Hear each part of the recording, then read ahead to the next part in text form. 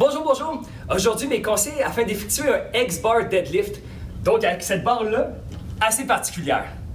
Le mouvement est de lever la charge comme ceci.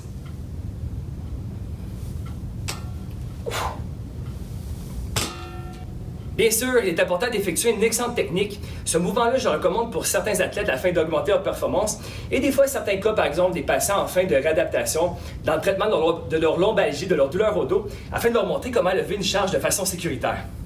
Tout d'abord, l'habillement.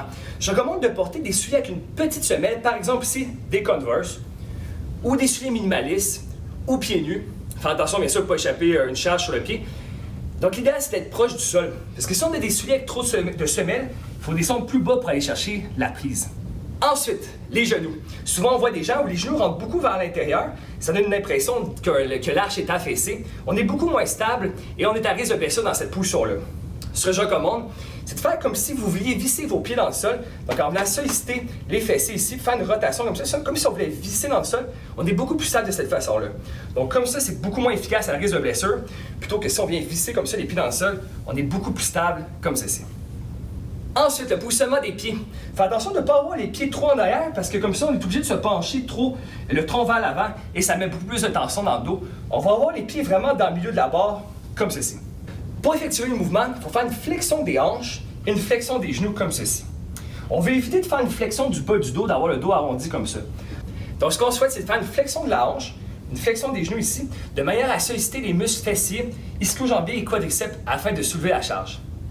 Il faut aussi éviter de plier les coudes quand on lève la charge. Des fois, on peut voir des gens qui ont une rupture au niveau du biceps, donc il faut garder les coudes en extension. Donc, pour effectuer le mouvement, toujours sans douleur, avec une charge confortable, comme ceci.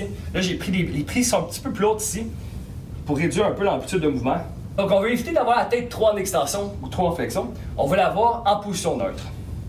Quand on lève la charge, faire attention de ne pas venir arquer le bas du dos vers le haut comme ça. Il faut vraiment venir squeezer les fesses pour être beaucoup plus stable et on a beaucoup plus de force comme ceci. Donc, si je le fais de côté, on veut éviter de faire un mouvement du bas du dos. On veut plutôt faire une extension de la hanche, donc en venant squeezer les muscles fessiers en arrière comme ceci, en levant le poids. Voilà pour mes conseils. Vous pouvez voir que c'est un mouvement très technique. C'est sûr que c'est pas pour tout le monde, donc assurez-vous d'être bien coaché et de le faire de façon sécuritaire. Merci et à la prochaine capsule.